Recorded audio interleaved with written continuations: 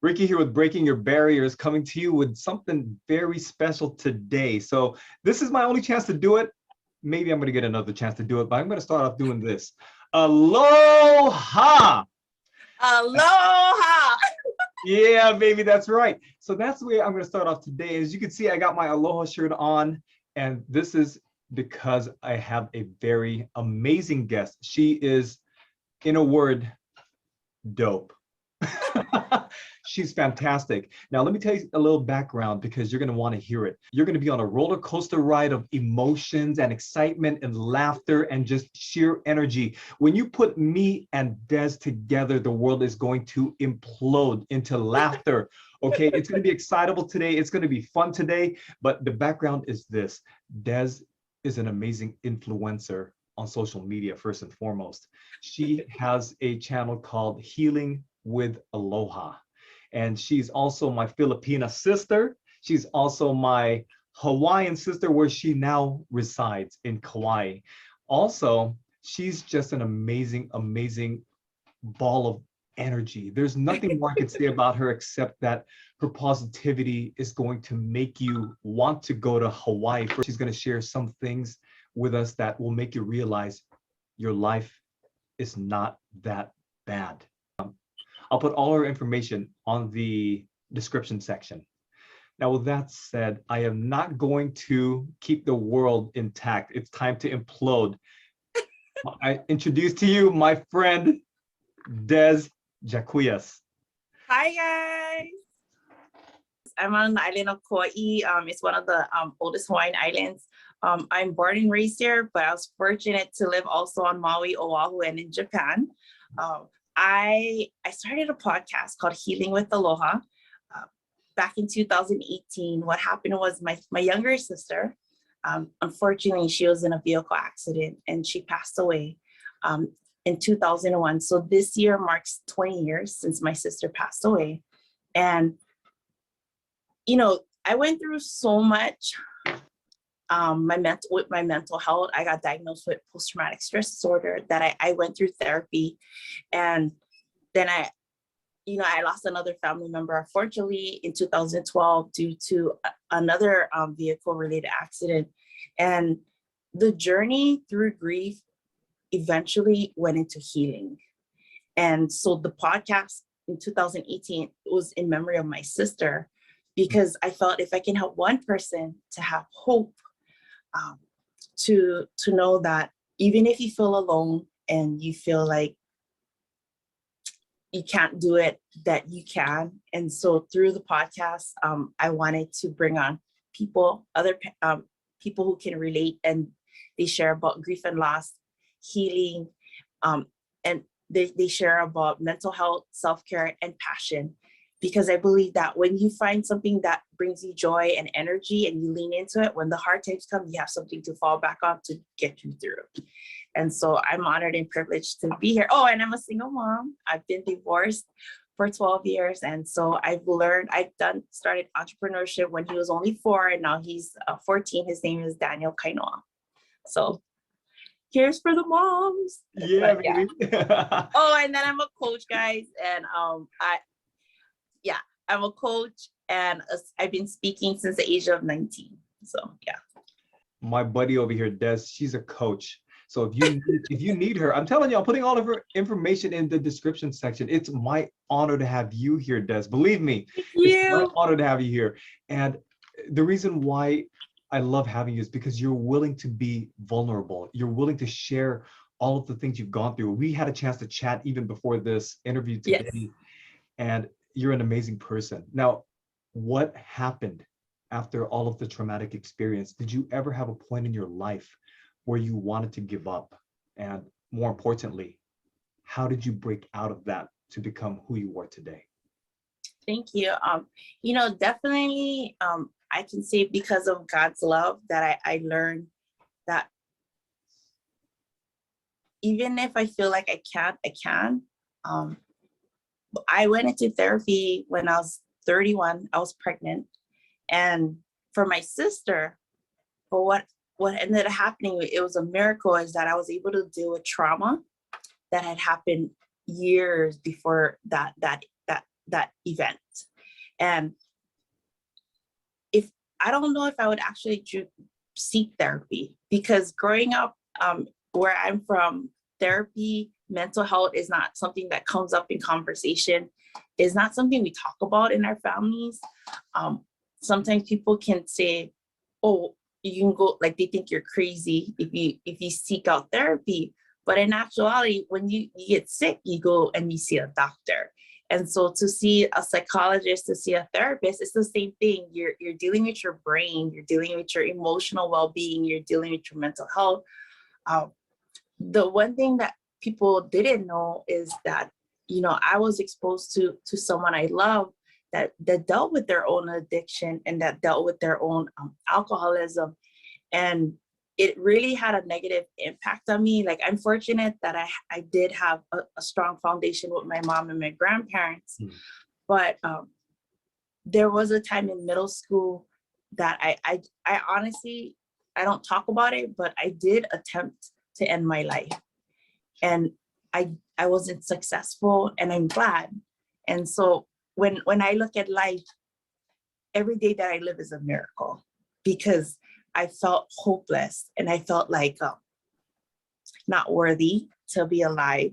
And when you are constantly told that you're dumb, you're stupid, mixed in with profanity, when you deal with someone you're supposed to trust and love that brings you pain verbally and physically, you tend to believe that you're not worth it. And so truly, like, it's God that has allowed me to have this. And even still, when my sister died, like, I believe in God and I love God, but when your heart is shattered in 1,000, like a gazillion pieces, even the knowledge of knowing that God loves you wasn't enough for me, because in my culture, and I know Ricky can relate, is when you have siblings, it's automatic that you're responsible for your younger siblings. Right.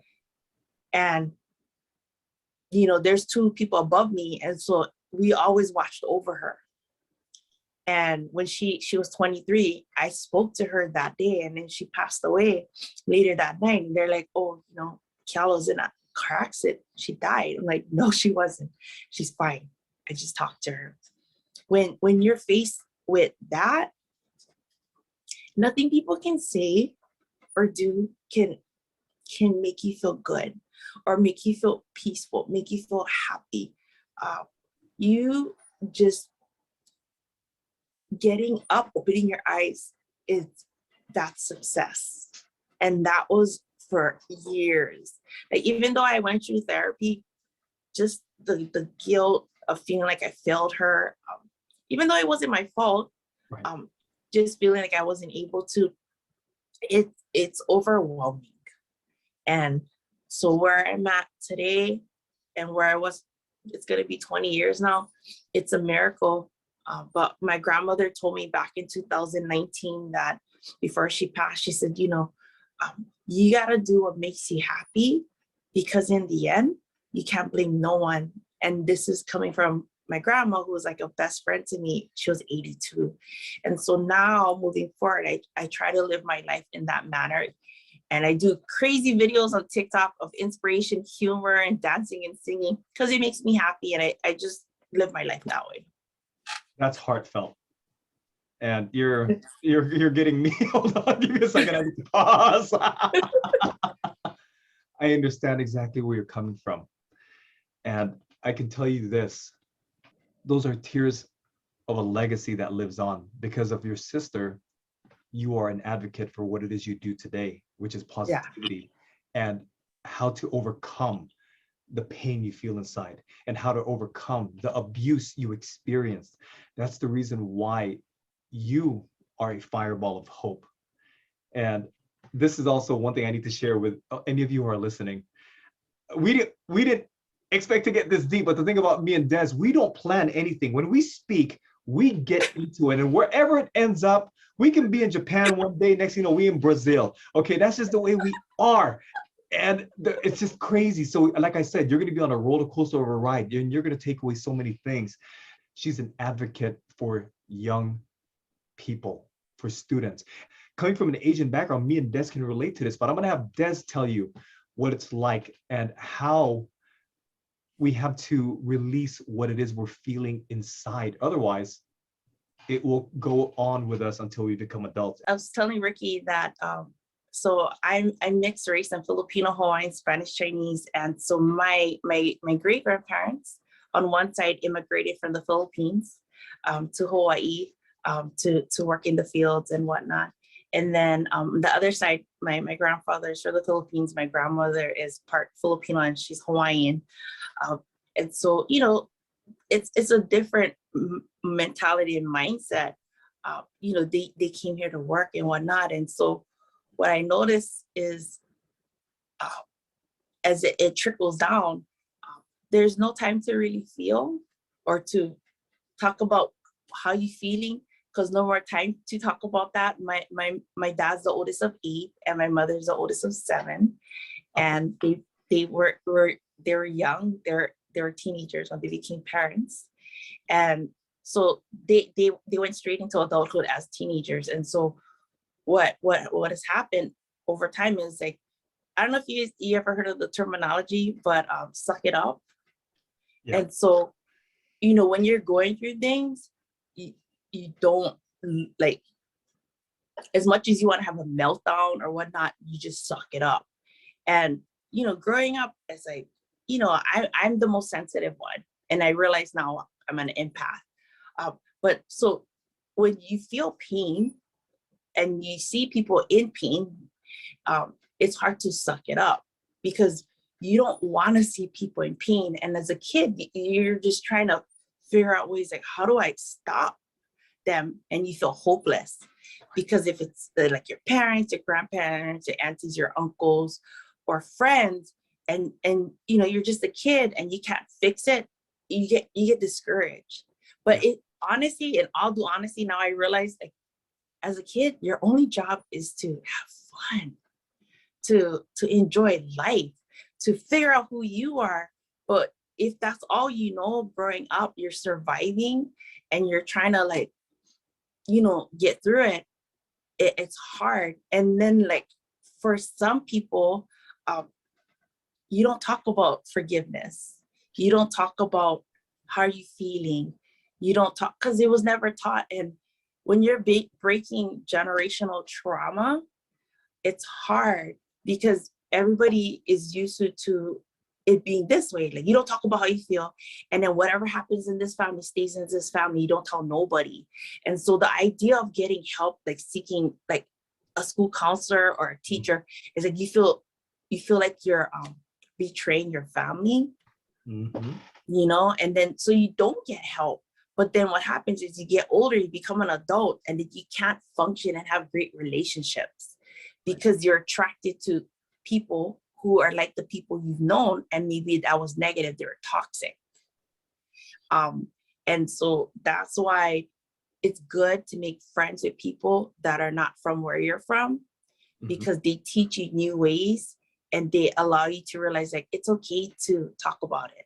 It's okay to get help. Nobody's gonna judge you.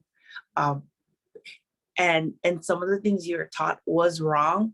You can still love them, but you don't have to continue passing it on to your family and your kids. You broke that generational bond, and you're starting a new way of running your family, which is great, because it's similar to my family. What, you're going to see a counselor? What's wrong with you? Are you crazy? Yeah. You better not put our story on the streets. And I'm like, whoa.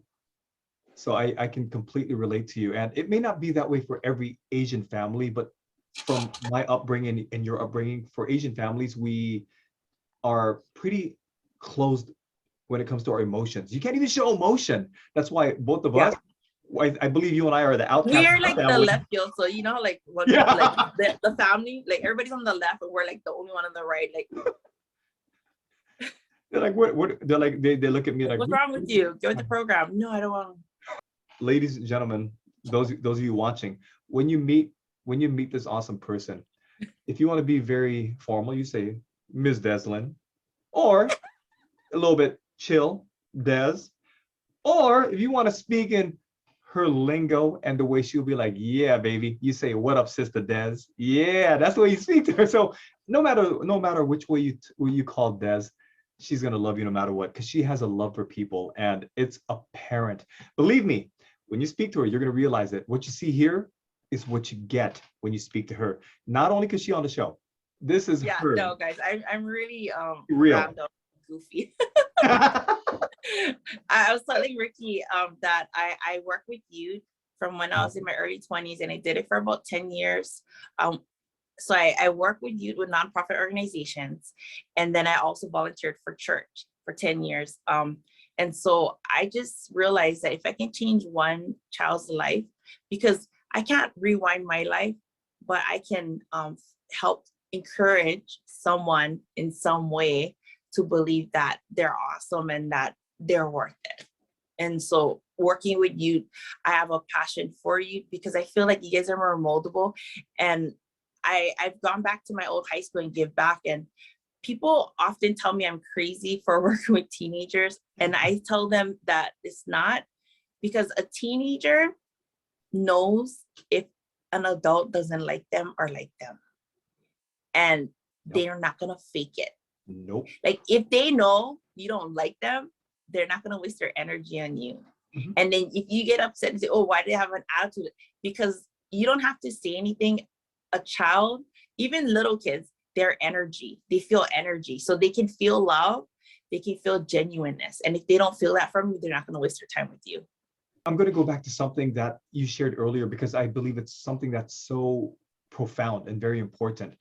With regards to the way you overcame your abuse as well as your pain, is there any pointers from your own life experience that you could share with people who are going through abuse and pain currently? Well, so, okay, if you're going to talk like for teens and whatnot, for me, what I did was to cope. I leaned into sports, I leaned into clubs. Sure. A lot of the teachers were my coaches. They didn't realize I kind of like, in Hawaii, they say hanai. So it's like adopted. They didn't know, but to me, I hanai them as if they were like my uncle or my auntie. And I had like a high regard for them. So I leaned into positive relationships so that I would be able to feel valuable. And then I learned mindset through sports and through clubs that, you know, no matter what I was going through, I was going to be okay. I highly recommend that you talk to someone you can trust, whether it's in your family or maybe like a teacher, school counselor. Because I don't think the intention is to get in trouble, right? Because you really love your family. But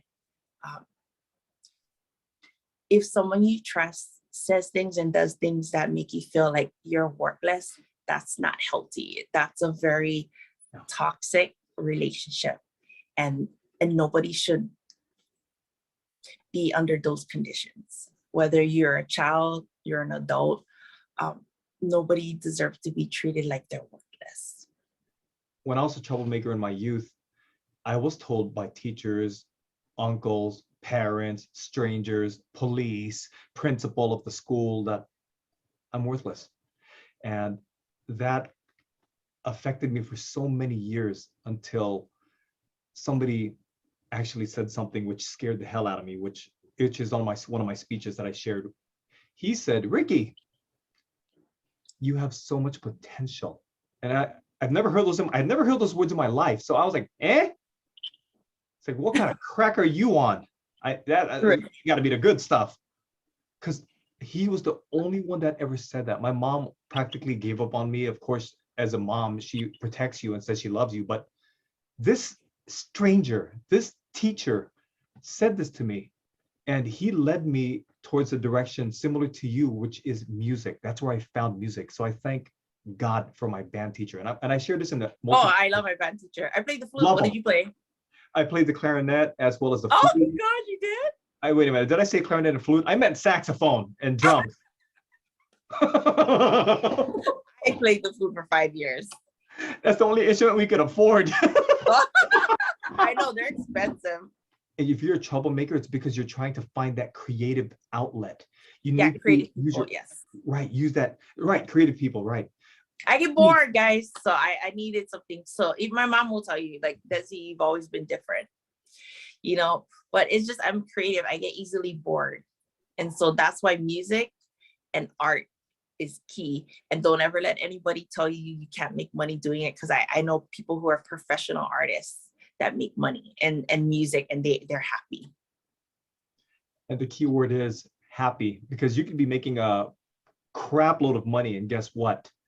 You're still feeling horrible. You're still feeling empty. You got some of the happiest people, and I mean this from the bottom of my heart. You got some of the happiest people who live on the streets because they don't have to worry about. Yeah. Yeah. Yeah. So I mean, you need money to survive. So we're not saying don't work. Right. We're just saying that make sure whatever you're doing, that you're doing what makes you happy. Because sometimes you're living someone else's dream, whether it's your parents, grandparents, aunties, and uncles, and whatnot. So you look good on paper, but in your heart, you're not happy, and that's not good.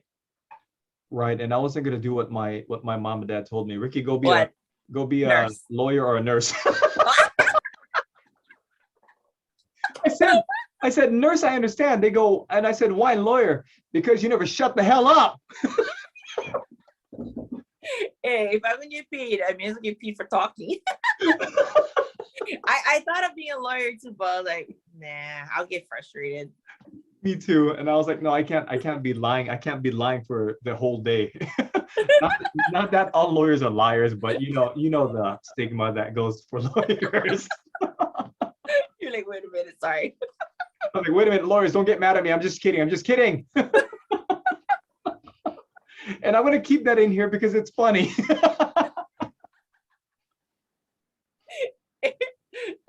No, I was gonna say, oh, like some mechanics, not all. Right, some mechanics, not all. Not all. Right, and it can go for anything. Some doctors, not all. Not all. No, we're not talking trash, because even in our field of speaking and coaching, you guys are probably saying the same thing. Some coaches, not all. Not all. We understand. Is there anything that you would like to share with our listeners? And I know it's something positive, because you're just that kind of a person. Is there anything you want to leave with our listeners, your listeners, our friends, your friends? Yeah. So I don't know what works for you, but these are tips that have helped me. So the year after my sister passed away, I started writing her letters. I had a journal, and I just write, Dear Kiala, and whatever was going on in my life, I just started writing letters to her, because I felt like she'll always be there, but I felt like it was like a one-way relationship. And so I started writing her letters, expressing to her happiness, sadness, anger, like whatever questions I had. And then I kept that for me. And then when you're ready, doing a scrapbook, you can either do it digitally, or like if you have old photos, you can cut it out, do a scrapbook, to kind of like help you to refer back to when you miss them. That really helped me. What I tell people is, lean into your faith. For me, it's God and Jesus, and don't try to feel like you have to know everything. But for me, I've had to go moment to moment, not even like a day, because I used to get like real anxious and feel hopeless about tomorrow, right? And it's been 20 years, and I would never think I would get this far, because I didn't think. The other thing is, like, find something that helps you feel calm and peaceful, whether it's meditating. For me, it's just listening to music. Like, I just listen to music. I have multiple playlists on SoundCloud and stuff like that. I have just like go-to singers, music groups that I go to, because there's things in life, guys, that can't be avoided. There's people in your life that no matter what you say or do, that's who they are. And in Hawaii, I don't know about you guys, there's a phrase that says, it is what it is, meaning I'm done. I am done. Like, I wish you the best. I pray for you, but me being able to engage with you continuously is not good for me. But yeah, so journaling, music, meditate, pray, and consider changing your relationship, because sometimes the people that are in your life don't love and support you. And so you have to, even if you find one person or two, people that genuinely want to see you win, and you can help them win, and they need to be able to laugh with you and at you, because we tend to be so hard on ourselves, guys, that we need someone to like cheer us on and then crack jokes. Because for some reason, laughter, like if you can laugh, you'll be fine. This just disrupts this whole I'm not perfect, my life this and that, like nobody knows really what they're doing. I don't care who you are, how much money you have. You can plan and have a great plan, but the reality is natural events happen, and people you love, you think love you, stop loving you, just random stuff happen, life events happen, and you just really need to be wise in who you engage with. You can still love people and care about them, but if they're always nitpicking at you and criticizing you with no intentions to help you, that is not a real friend. And your family, like as much as you love them, if they're constantly dissing you for your dreams, you don't have to keep engaging with them. You can like minimize your engagement with them, but you do need to have at least one or two people. And I found people through social media that have become like my soul sister, like shout out to Karen. And then Alan, Lani Holo, Laina Holo, he was just a guest out here. It's because of him I'm here, guys. He introduced me to Ricky, but just finding people like that. Alan Miafua, we just did like a comedy thing from Hawaii for Hawaii, and then Mello. But I think when you align yourself with people who resonate with you, who dream like you, and you feel together, like you feel like you guys failing together, but you're not. That is powerful. Oh, and Jazan and then Chelsea. I just want you guys to know that you'll always be worth it, and you're predestined to be here. Nothing to prove to no one. You know why I'm not saying anything? It's because if you didn't get what you needed to get from that, rewind it. Reason why it's so exciting for me to have her here today. She said, you're going to go through pain, but it's up to you to choose to continue to suffer.